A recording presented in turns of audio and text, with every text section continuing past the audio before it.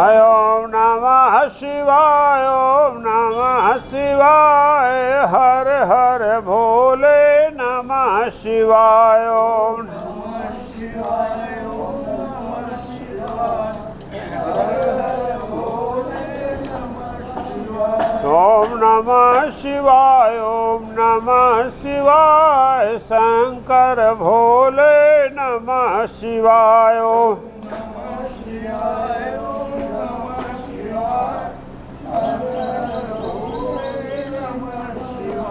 ओम नमः शिवाय, ओम नमः शिवाय, ओम नमः शिवाय, शंकर भोले नमः शिवाय, ओम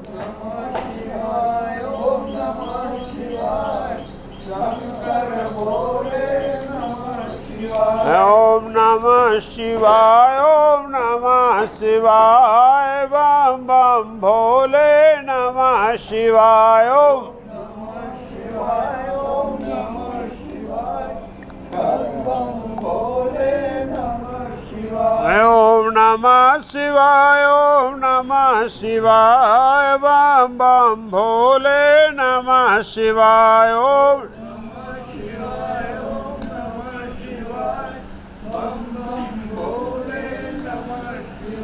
ओम नमः शिवाय, ओम नमः शिवाय, हर हर भोले नमः शिवाय, ओम नमः शिवाय, ओम नमः शिवाय, ओम नमः शिवाय, ओम नमः शिवाय, हर हर भोले नमः शिवाय, ओम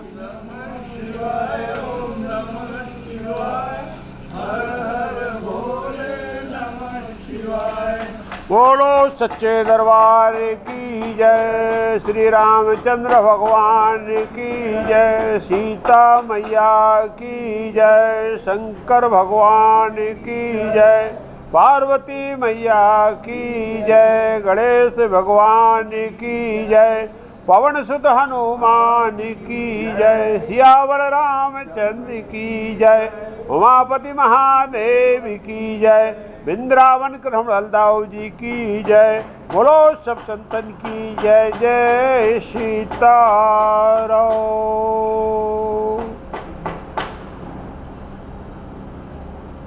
तो कल हम सब ने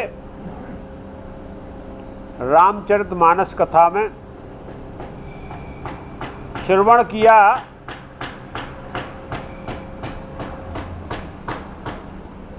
कि भरत का अयोध्या वासियों के साथ राम से मिलने के लिए चित्रकूट जाते समय निषाद राज से मिलन, भाव भक्ति के साथ निषाद राज से मित्रता भरत की, उसके बाद सिंगवेरपुर से गंगा जी को पार करने के उपरांत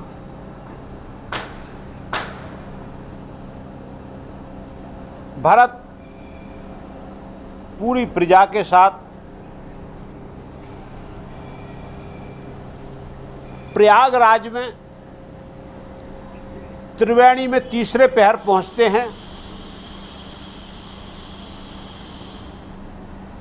सभी माताएं, गुरुजन, साधु, सन्यासी, ब्राह्मण और अयोध्यावासी पहले पहुंच जाते हैं, क्योंकि वो सब जो है अपने अपने साधनों से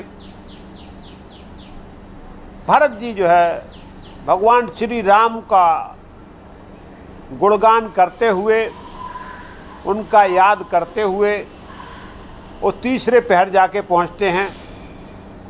सभी प्रयाग में स्नान ध्यान करके और आराम करते हैं, तब तक भरत का आगमन होता है।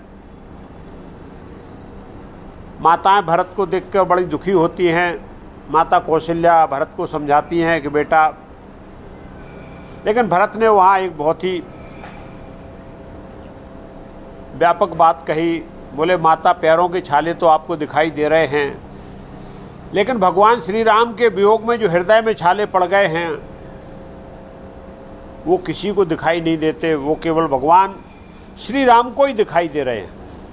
वो जब तक उनसे मेरे चरण दर्शन नहीं हो जाते, जब तक उनसे हम मिल नहीं लेते, तब तक मेरी जो है आत्मा को शांति नहीं मिलने वाली है।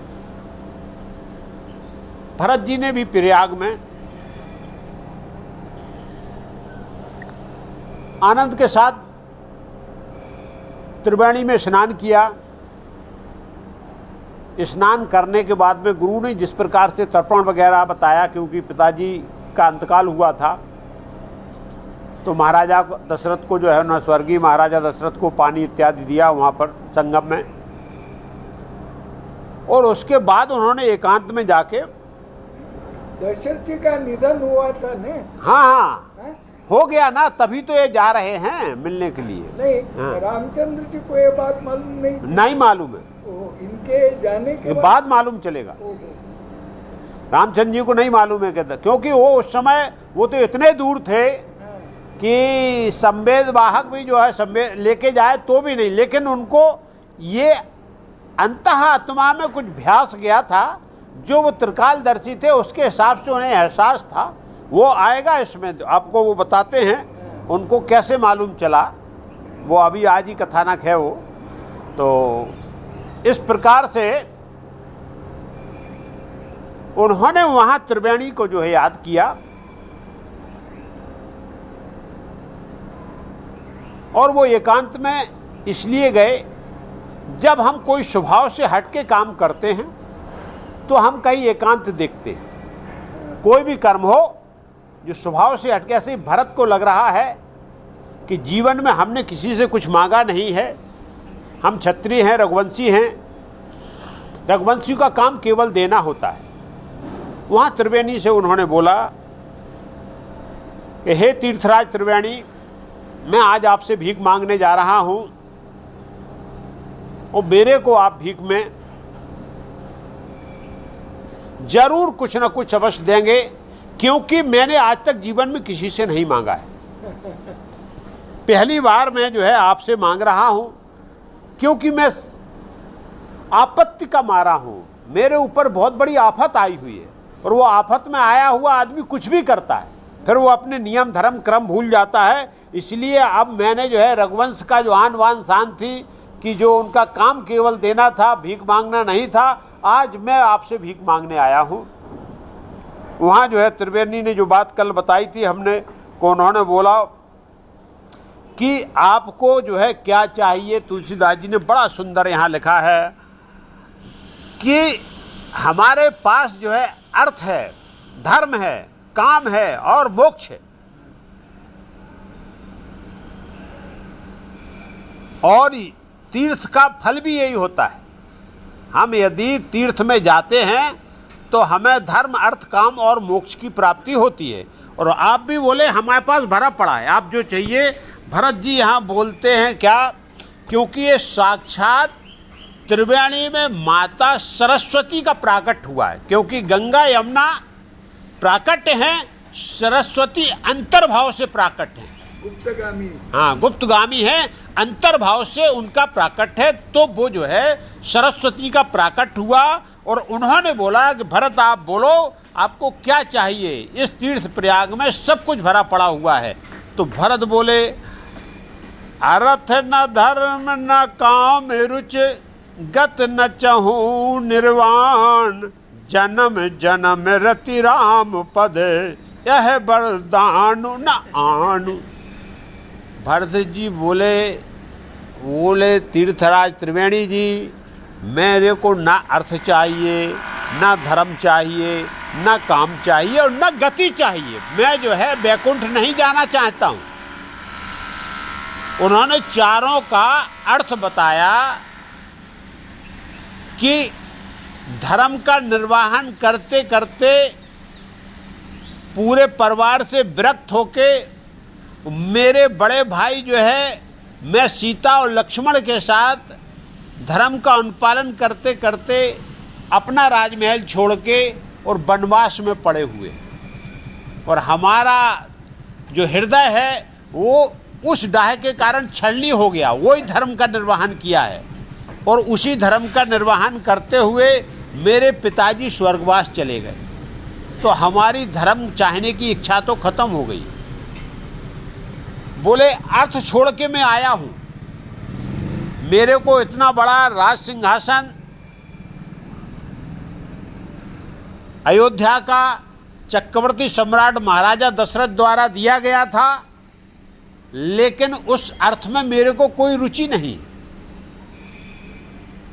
और बोले काम, मेरी माता कैकेयी ने जो है कामना की थी कि मेरा पुत्र चक्रवर्ती सम्राट अयोध्या का राजा बनेगा, मैं आपके सामने आज भीख मांग रहा हूँ। तो बोले वो कामनाएं भी जो है जीवन में कोई काम की नहीं है। और बोले गति तो मेरे को चाहिए ही नहीं, गति केवल जो है वो कौन चाहते हैं, जो वैराग्य धारण कर चुके होते हैं। हम तो साकार ब्रह्म के उपासक हैं, निराकार में मैं विश्वास ही नहीं रखता हूँ। मतलब जीव में विश्वास रखता हूँ, मैं भगवान के चरणों का अनुरागी हूँ और मैं साकार ब्रह्म का उपासक हूँ। इसके लिए मेरे को गति नहीं चाहिए। मैं बार बार इस भूधरा पे जन्म लेना चाहता हूँ और बार बार जो है सेवा करना चाहता हूँ भगवान की। परकर बन के भगवान की सेवा के लिए मैं जो है जीवंत रहना चाहता हूँ, इसलिए मेरे को मोक्ष नहीं चाहिए। सरस्वती माँ अवाक रह गई कि भरत क्या कह रहे हैं और क्या अभी क्या चाहिए।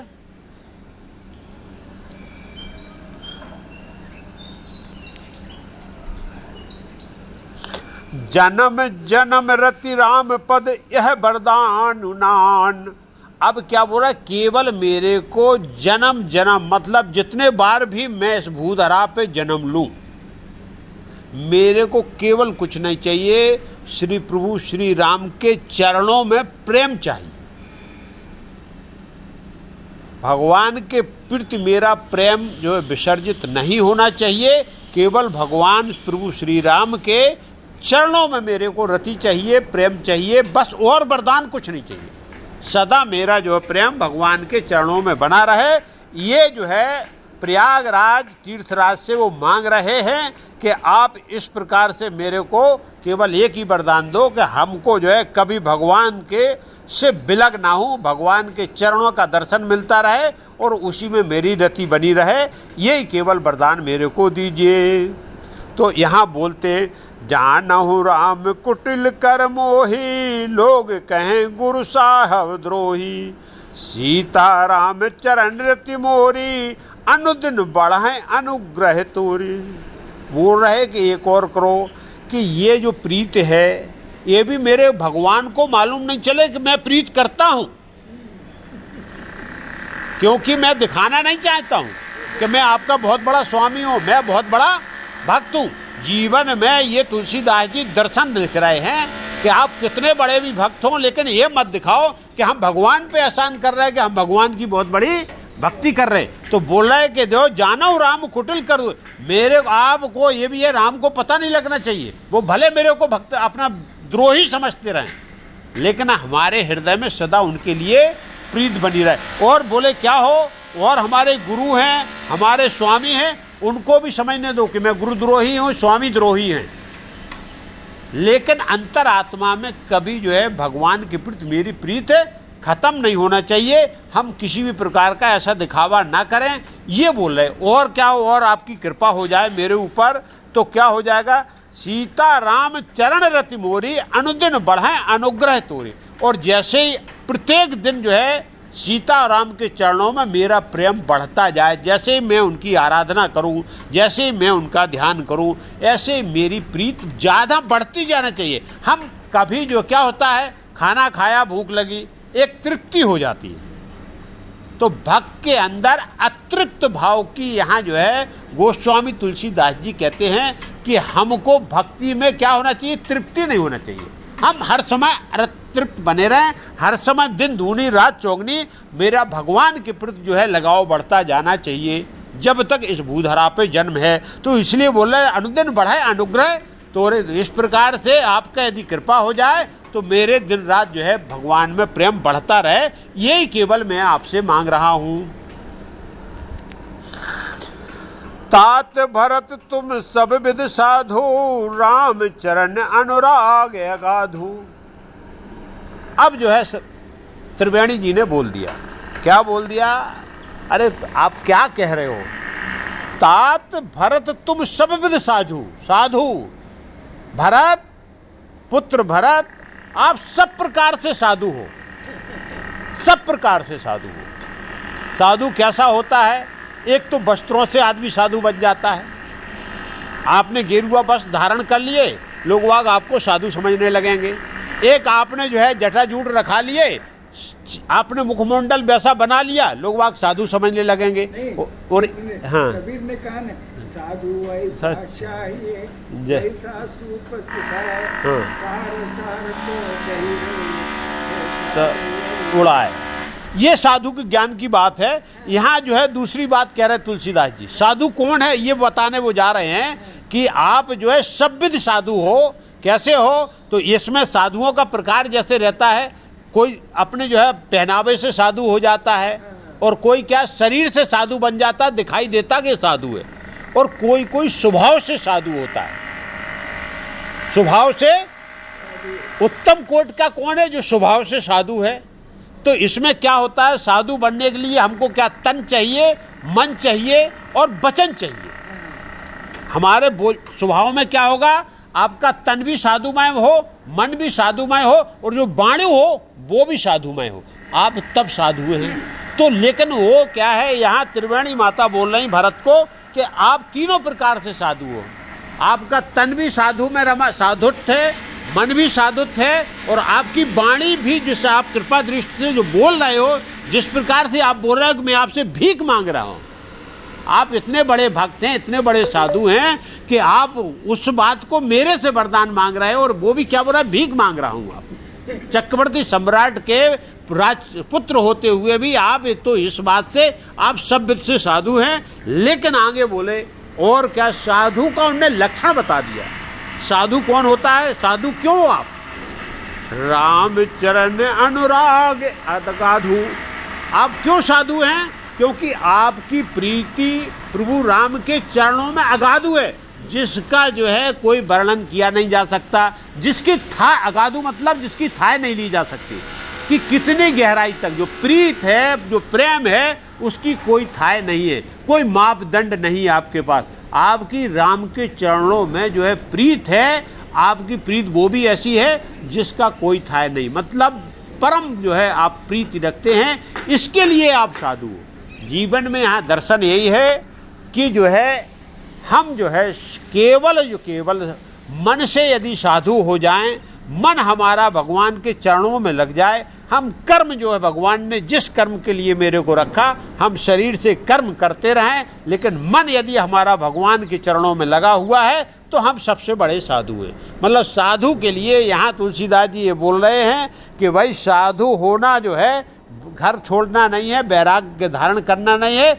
आप जहाँ हैं, जिस प्रकार से हैं, जो कर्म कर रहे हैं, उस कर्म को आप मन से तन से करो, और आपके मन में हर समय प्रभु के चरणों का ध्यान रहे, प्रेम रहे, आप साधु हैं। तो इसीलिए उन्होंने बोला साधु कि आप सभ्य साधु हैं, क्योंकि आपका प्रभु राम के चरणों में जो अनुराग है वो अगाध अनुराग है, जिसका कोई थाह नहीं ले सकता। इसके लिए आप पूरे कौन बोल रही है? ये खुद माता सरस्वती बोल रही है। तो साधु का बात ये बोला कि भाई तुलसीदास जी यहाँ यही कहना चाह रहे हैं कि हम कहीं भी हैं, किसी भी जगह हैं, जो भी कर्म भगवान ने मेरे को दिया गया है, हम उसका कर्म का निर्वहन करें। जिस अवस्था में हैं उस अवस्था में जीवन जिएं, लेकिन मन हमारा सदा प्रभु के चरणों में लगा रहना चाहिए। हमारा ध्यान सदा जो है हम कर्म करते रहें, लेकिन मन में हमारे जो है क्या प्रभु के नाम का विसर्जन नहीं होना चाहिए। तो भरत को यही बोल रहा है कि आप सब कुछ कर्म करते,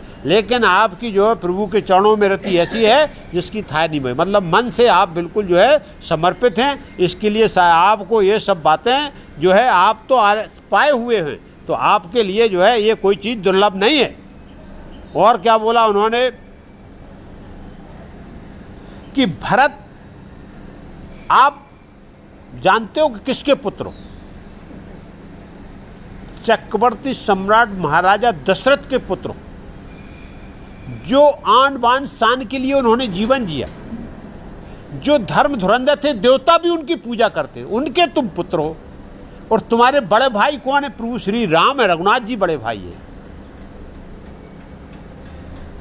तो फिर आप जो ऐसा आचरण कर रहे हो, इसके लिए कोई जो है आश्चर्य की बात नहीं है कि हमने आपको बोल दिया कि आप बहुत बड़े साधु हो, क्योंकि आपका कुल खानदान सब ऐसा ही है। इसके लिए आपके लिए कोई आश्चर्य, जो आप व्यवहार कर रहे हो वो नीत पर व्यवहार इसलिए कर रहे हो कि आप उस समाज से आते हो, आप उस कुल खानदान से आते हो कि आप उसका जो आचरण कर रहे हो ये आप ही कर सकते हो, कोई दूसरा नहीं कर सकते। तो सरस्वती माता यहाँ बोल रही, लेकिन आगे वो बोलती है, क्या बोलती हैं?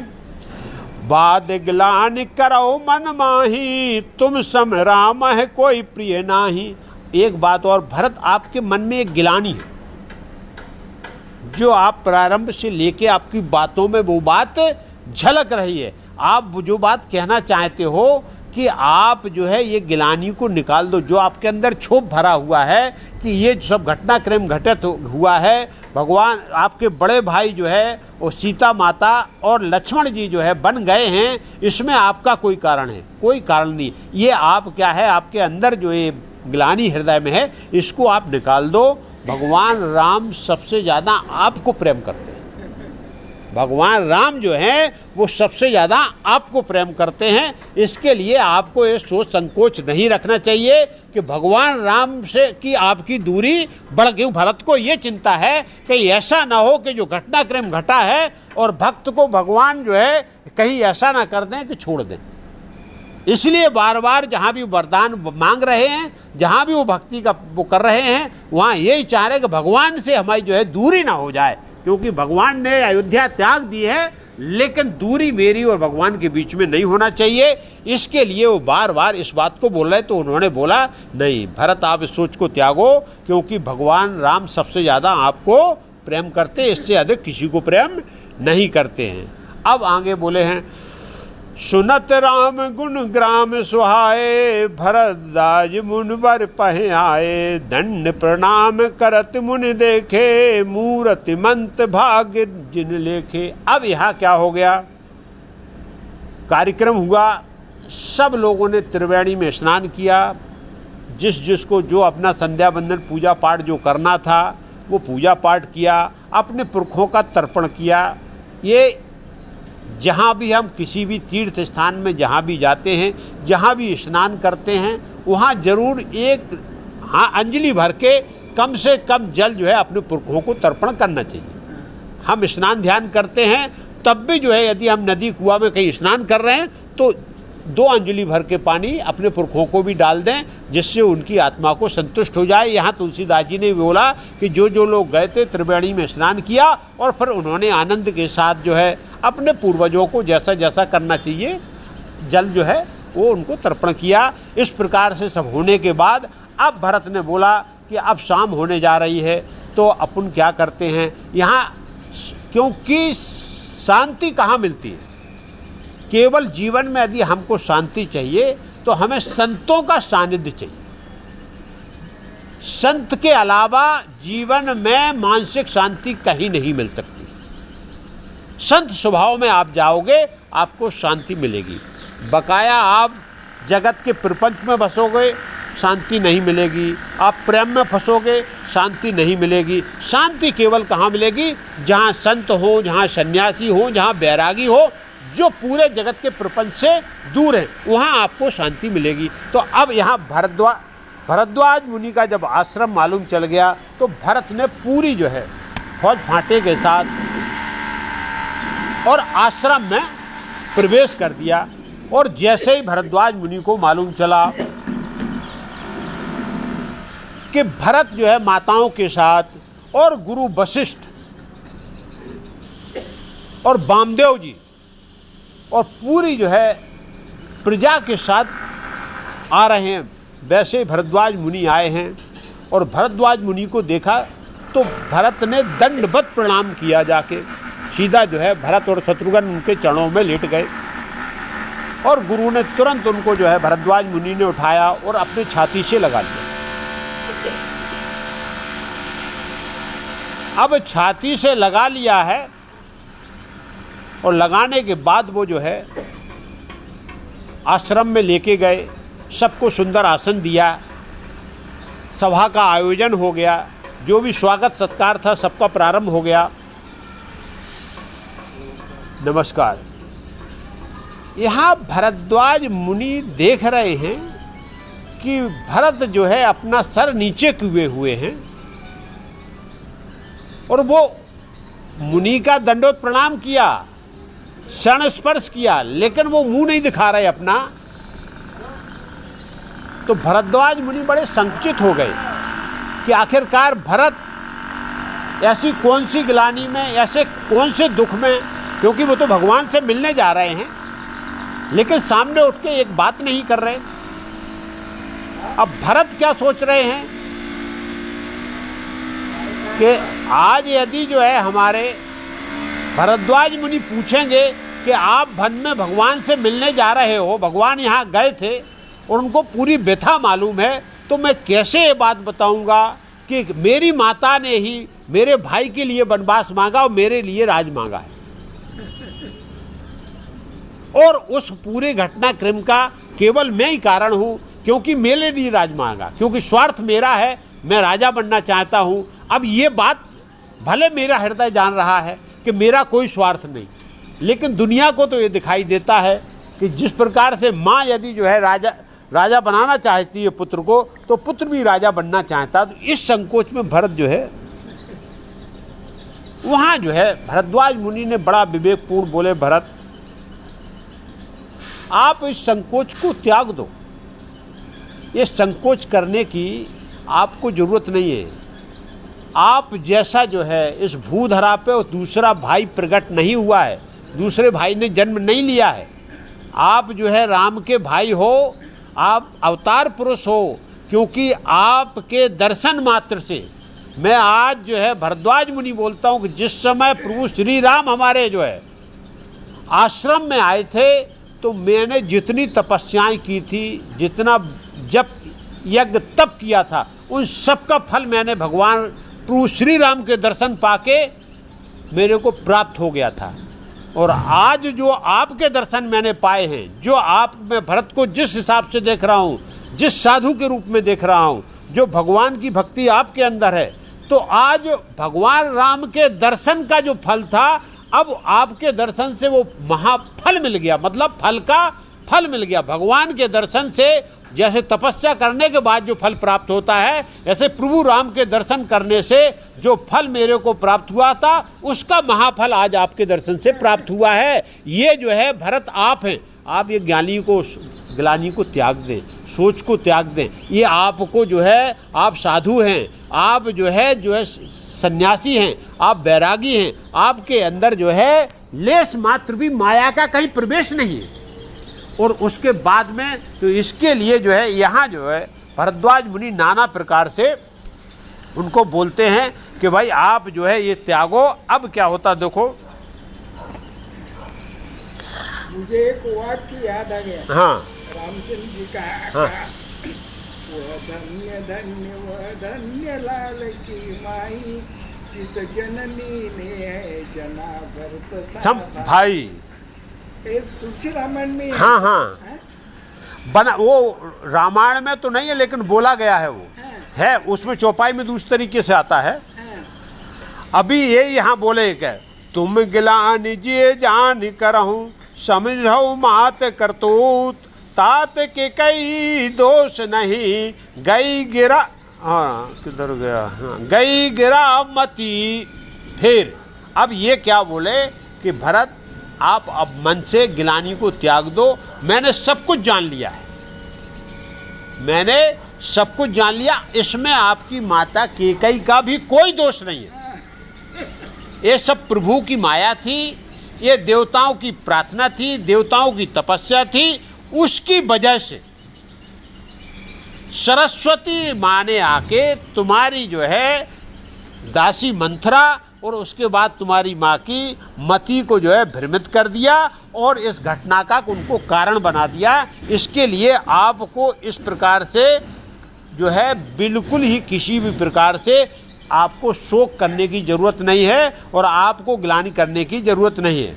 तो ये ने अपनी माँ को बहुत बुरा भला कहा। हाँ हाँ कहा वो तो कहा तो वो क्या है, कथानक तभी बनता है जब जो जैसा कृत्य कर रहा है उस प्रकार का निरूपण किया जाए। भाई जो केकई का चरित्र है वो चरित्र निठुर है, तो निठुरता जब तक प्रत्यक्ष नहीं होगी तब तक वो अभिनय ठीक नहीं होगा, इसलिए वो निठुर थी। और भरत भक्त हैं भगवान के और प्रेमी हैं, तो उनने उस निठुरता को तोड़ते हुए इस प्रकार का प्रत्युत्तर दिया है उसमें। अब क्या है, अब अति कीन्यो भरत भल तुम्हें उचित मत येहु, सकल सुमंगल मूल जग रघुवर चरण स्नेहु। अब बोले कुछ नहीं है, आपका जो सबसे बड़ा बात है, तुमने सबसे बड़ी बात, अब अति कीन भरत भल, तुमने एक बहुत बढ़िया काम किया भरत। वैसे आप राजगद्दी ले लेते तो भी कोई आपको दोष नहीं देता, क्योंकि पिता की आज्ञा थी, गुरु का निर्देश था, भगवान राम जो है आदेश पाकर वन को चले गए। लेकिन बहुत अच्छा आपने किया कि आपने क्या किया, राज को स्वीकार नहीं किया। ये जो है सबसे बड़ी गति है कि आपकी प्रभु राम के चरणों में अनुराग है। ये सबसे बड़ा, बोले सबसे उत्तम काम है कि आपने उस राजपाट को त्याग के भगवान के चरणों के दर्शन के लिए आ गए, तो इससे ये परम उत्तम काम है। यदि आप ले लेते तो भी कोई ये नहीं, आपको ये नहीं बोलता कि भरत ने जो है स्वार्थ में ऐसा किया, क्योंकि वो राज आज्ञा थी, राज आज्ञा का पालन करते। लेकिन ये परम उत्तम काम है कि आपने जो है क्या किया, भगवान राम के चरणों में अनुराग दिखाते हुए और उनके दर्शन के लिए आप यहाँ आ गए, तो ये परम उत्तम काम है। और उसने आप इसलिए गिलाई नहीं मत करो, आप जो है प्रभु श्री राम के चरणों के दर्शन करने जा रहे हो, वो सब काम भला होने वाला है, आपने काम अच्छा किया है। ये जो है उन्होंने तुरंत बता दिया। क्या हो गया अब यहाँ, क्या अब ये वार्तालाप हो गई। साधु के पास जाने से, सन्यासी के पास जाने से, बैरागी के पास जाने से ये प्राप्त होता है। भरत का यहाँ भरद्वाज मुनि ने पूरा शोक संताप खत्म कर दिया। बोले ना आपका दोष है ना आपकी केकई का, क्योंकि कौन बोल रहा है, त्रिकालदर्शी भरद्वाज जी बोल रहे हैं, जो संत हैं। वो संत की वाणी में बोला कि नहीं आप दोषी नहीं हो, आपकी माता भी दोषी नहीं है, मैंने सब जान लिया है, क्योंकि ये सब जो घटित हुआ है ये प्रभु की माया है और माता सरस्वती के कारण घटित। तो सरस्वती जिसकी बुद्धि फेर देंगी तो सरस्वती के सामने किसके चलने वाला, इसके लिए ये सब घटित हुआ, इसके लिए आप अपने ऊपर दोष न लो। भरत को शांति मिली, थोड़ा सा मन शांत हुआ और भगवान के चरणों में और अनुराग बढ़ गया। मन में वो केवल क्या है, एक राम नाम की माला जो भरत के मन में हर समय चल रही है, एक जो उत्सुकता है कि हम कब भगवान से मिल पाएँ, कब प्रभु के चरणों को दर्शन कर पाएँ, इसके लिए वो व्याकुल है। यहाँ सभा को क्या किया गया, समाप्त किया गया। समाप्त करने के बाद में अब भरद्वाज मुनि ने सोचा इतना बड़ा साम्राज्य आया है और वो भी महारानियाँ आई हैं जो चक्रवर्ती सम्राट की जो है महारानियाँ हैं।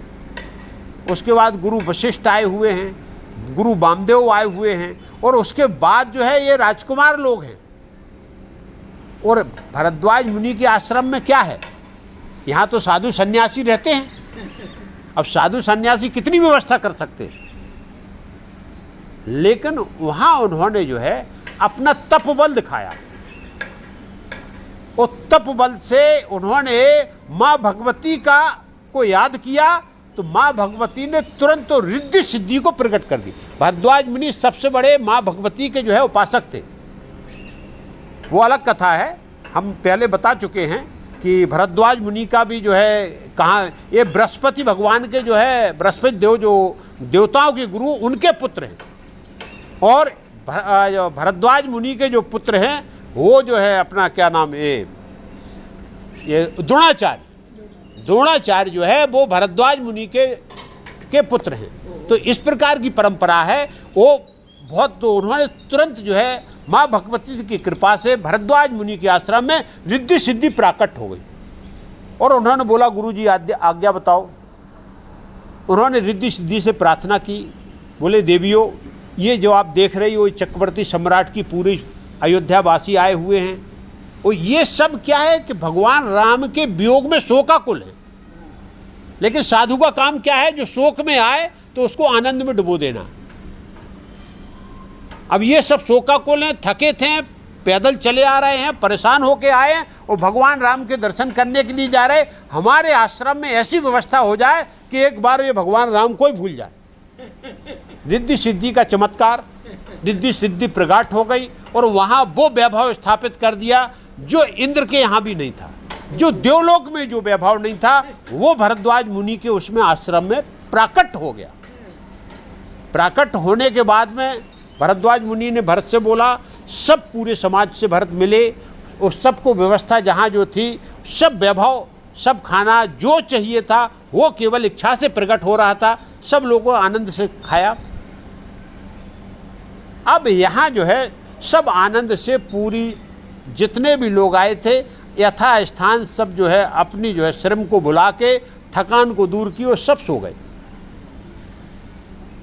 लेकिन यहाँ भरत के चरित्र का तुलसीदास जी वर्णन कर रहे हैं।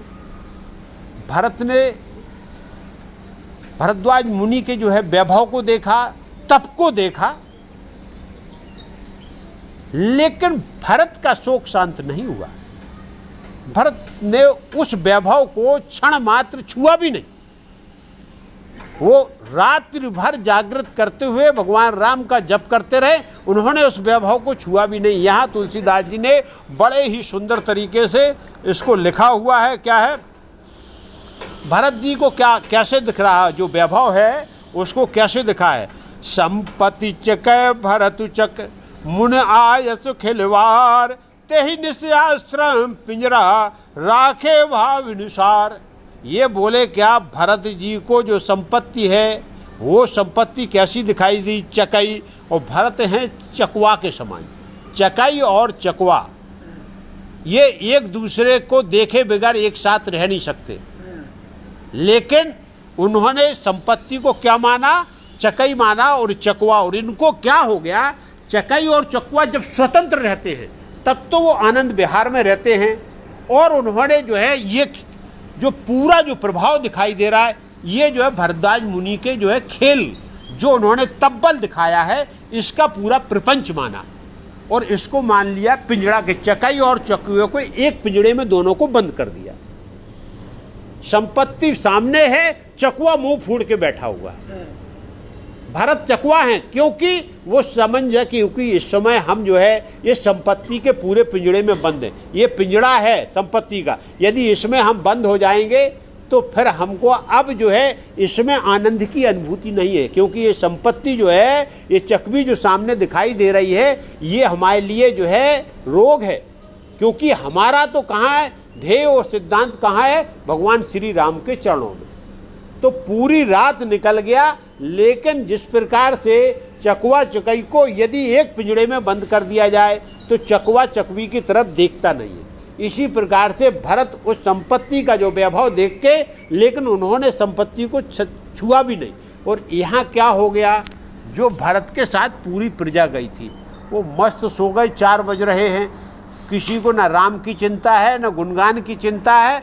और भाई लोग क्या बोल रहे हैं, भगवान यदि ऐसी व्यवस्था हो जाए तो जीवन यही निकल जाए।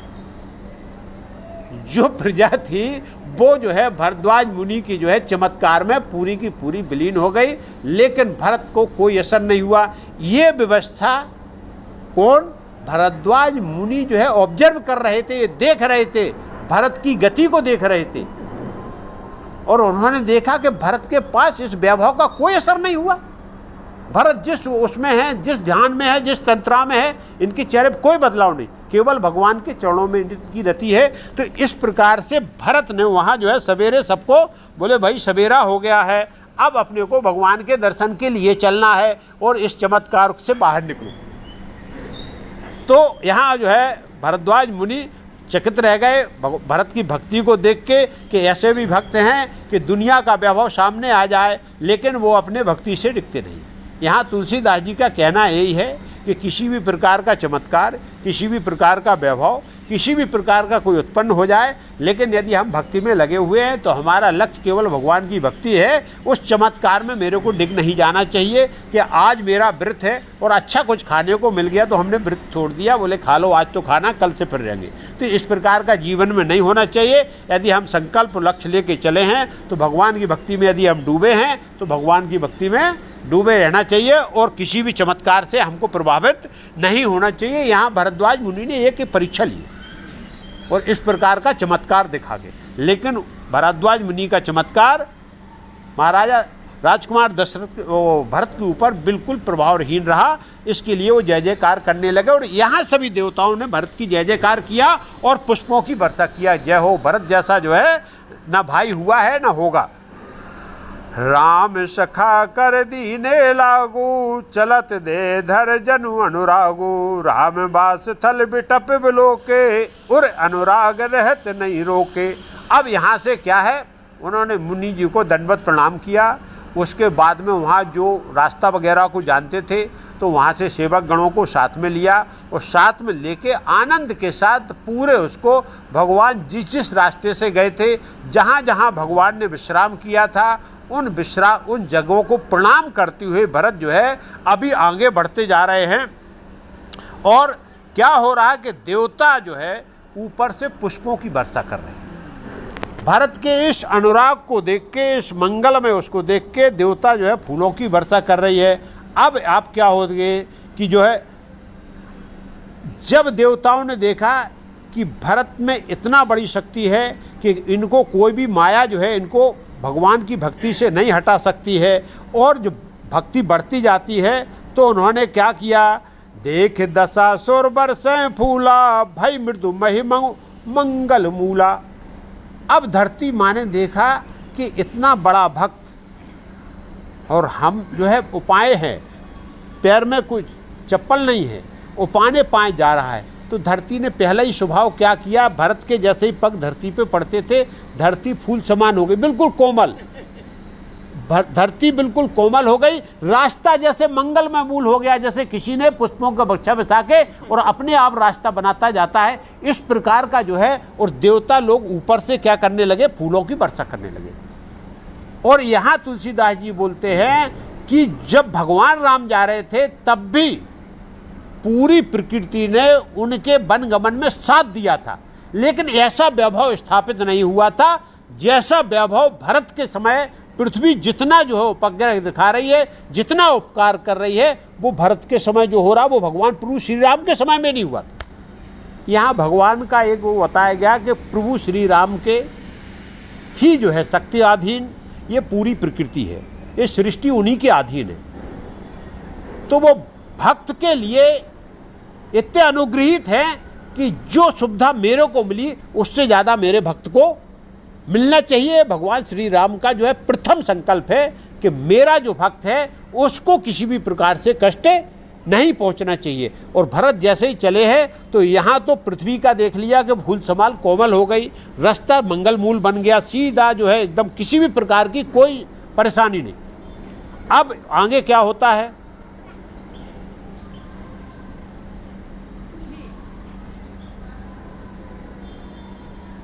हाँ, किए छाह जालद जलद सुखद बहे वरवात, तस भग मगु भयो न राम कहाँ, तस भाव भरतहु जात। अब बादल बोले हम क्यों पीछे रह जाएं, तो बादल आ गए और उन्होंने छाया कर लिया। मतलब जो है चारों तरफ से बादल घुमाड़ाए, सूर्य कितना भी तेज हो, कितनी भी गर्मी हो, कितना भी हो, बादल छा जाने के बाद उसको शांत होना ही पड़ता है। बादल जब है चारों तरफ से बादलों ने भरत के ऊपर, पूरी प्रजा के ऊपर बादल छा गए, छाया हो गई। उसके बाद क्या हुआ, अब हवा बोली हम क्यों पीछे रह जाएं, इतना बड़ा भक्त भगवान से मिलने जा रहा है, तो भक्त भगवान के मिलन में यदि हम सहयोग करेंगे तो हमको भी उतना ही फल मिलने वाला है। ध्यान है, जीवन आगे आएगा कि जीवन में कभी भी मेरे को ऐसा कर्म नहीं करना चाहिए जो भक्त और भगवान के मिलन में बाधा डालता हो। मतलब भक्त को किसी भी प्रकार से हमारे किसी कर्म से बाधा नहीं होना चाहिए, वो जो है भगवान से भी बड़ा दोषी पाया जाएगा। क्योंकि भक्त को यदि बाधक है तो भक्त की बाधा, भक्ति में बाधा नहीं डालना या वायु ने सोचा कि हम भी थोड़ा सहयोग कर लें। सुंदर सी जो है वहाँ क्या होती है, वायु बहने लगती है। और ये पूरा जो प्राकृतिक दृश्य है, देवता देख रहे हैं, इंद्र आदि सभी देख रहे हैं कि ये चमत्कार कैसा हो रहा है। इतना भरत जी जा रहे हैं और प्रकृति में एकदम पूरा का पूरा बदलाव हो गया है। बोले ये तो अलौकिक है, अद्भुत है, ये जो है इसको जो है अकथनीय है, इसके बारे में वर्णन नहीं किया जाता। और इंद्र घबरा गए। इंद्र के अंदर जो है घबराहट पैदा हो गई, सभी देवताओं में घबराहट पैदा हो गई कि भरत जिस प्रेम भाव से, जिस भक्ति के साथ भगवान से मिलने जा रहे हैं, और भगवान जो है भक्तों के अधीन हैं, और भरत मिले और भगवान से बोले प्रभु मेरा तो जीवन आपके साथ है, आप लौट के अयोध्या चलो। और भगवान राम कहीं लौट के फिर से अयोध्या चले गए तो हमारी गति कौन करेगा, फिर वो रावण को कौन मारेगा, फिर इन राक्षसों का वध कौन करेगा। इसके लिए खलबली मच गई देवताओं में। भरत की भक्ति को देखकर भरत के बोले किसी भी सूरत में भरत यदि इस दिशा में पहुंचते हैं तो राम जो है मना ही नहीं कर सकते और वन से वापस हो जाएंगे। बड़े मुश्किल से तो हमने व्यूह रचना रची थी, किस प्रकार से सरस्वती माँ की प्रार्थना की, तब उनने इस घटना को तैयार करके इस प्रकार का ये चक्रव्यूह रचा। भगवान बड़े मुश्किल से बना पाए। लेकिन ये भरत अब लगता है सभी काम को बिगाड़ने वाले हैं। यहाँ उनको जो है देवताओं को बहुत बड़ी घबराहट हो जाती है कि ऐसा ना हो प्रभु। अब इंद्र के पास, इंद्र बोले ये तो जो है यदि ऐसा हो गया तो आज सब गिरवी रखे हुए हैं रावण के पास। जितने भी देवता हैं सुबह से शाम तक रावण की हाजिरी बजा रहे हैं, भगवान का अवतार भी उसी लिए हुआ है। तो बोले ये तो जो है फिर हमारा उद्धार होने वाला नहीं, और मैं जो है जीवन भर गुलाम ही बना रहूँगा। देवता जो है कभी जो है रावण के बंधन से मुक्त नहीं होंगे। तो इंद्र तुरंत जो है गुरुजी के पास पहुँचे, वो गुरुजी से निवेदन किया। बोले गुरुजी एक उपाय आपने बताया था, भगवान राम को वन भेजने के लिए आपने सरस्वती माँ की प्रार्थना करने को बताई, और हम लोगों ने कुचक्र रचा। ये कुचक्र था पूरा सरस्वती का, कुचक्र रच के, और भगवान को जो राज सिंहासन मिलने वाला था, सुबह वो राजा बनने वाले थे और आपने वनवासी बनवा दिया। अब गुरुजी एक काम आप करो कि ये जो भरत जा रहे हैं इनकी भक्ति आप देख रहे हो, क्या भक्ति है। वो जब राम राम कहते हैं तो जो जिस शिला पे वो पैर रखते हो वो शिला पिघल जा रही है। उनकी भक्ति में, उनके प्रेम में, जब जमुहाई लेके वो राम राम बोलते हैं, जब श्वास भरते हो फिर राम बोलते हैं, तो वो शिला जो है वो पिघल जाती है। ये प्रेम शक्ति थी भरत की। वो इंद्र इसको देख के घबरा गया कि बोले यदि ऐसा भक्त राम के पास जाएगा तो भगवान क्या मना करेंगे। अरे मिलन होने के बाद बोलेंगे भैया आप लौट के चलो, नहीं तो मेरा जीवन न, तो बोले खत्म हो जाएगा। तो इसके लिए देवगुरु से बोले एक काम करो, अब ये आप एक उपाय रचो कि किसी भी प्रकार से भक्त और भगवान का मिलन ना हो। आप केवल एक व्यूह रचना रचो कि भरत जो है किसी भी प्रकार से राम से न मिल पाए। अब आप बताओ मेरे को क्या करना पड़ेगा। यहां जो है गुरु बृहस्पति बोले इंद्र आप जो है पागल हो गए, आपकी बुद्धि का फेर हो गया क्या। एक आपको भगवान ने 1000 नेत्र दिए हैं जो उनको भग चिन्ह बने हुए थे। भगवान राम के शादी में क्या दर्शन करने के बाद में उनको 1000 नेत्र की शक्ति आ गई और वो 1000 नेत्रों से देख सकते थे। वो बोले तुम भगवान का जो है ये सब स्वरूप देख नहीं पा रहे हो। प्रभु श्री राम अपने से ज़्यादा अपने भक्तों को प्यार करते, और तुम बोले जो कुचक्र रचा गया वो भगवान की इच्छा से रचा गया था। और यदि ये कोई कुचक्र आप रच दोगे, भरत को यदि भगवान से मिलने में किसी भी प्रकार की बाधा डालोगे, तो बोले आप सिंहासन की बात छोड़ दो, आपका क्या होगा ये कोई नहीं जानता। इसलिए आप भूल के भी ये बात मत सोचना, भगवान के भक्त के बीच में आने का कभी भी दुस्साहस मत करना। इंद्र भले आप देवेंद्र हैं, और प्रभु श्री रघुनाथ का केवल एक ही संकल्प है कि उनके भक्त को कोई जो है हानि नुकसान नहीं पहुंचना चाहिए। तो इसलिए आप जो है एक ही धैर्य रखो कि इस माया का आप दर्शन करो और दर्शन दूर से देखते रहो। लेकिन तुम जानते हो सब कुछ घटित होने वाला है, वो रघुनाथ जी की कृपा से घटित होने वाला है। तो केवल उनका ध्यान करो, उनका सुमरन करो, उनकी प्रार्थना करोगे, वो जैसा चाहेंगे वैसे ही होगा। और ये भरत जो हैं ये भक्त हैं, और राम के भक्त किसके लिए होते हैं, ये कभी किसी का अनहित नहीं सोचते हैं। क्या करते हैं, तो इन्होंने जो है बहुत ही अच्छी बात भगत के बारे में बताई है। गोस्वामी तुलसीदास जी ने क्या बोलते हैं,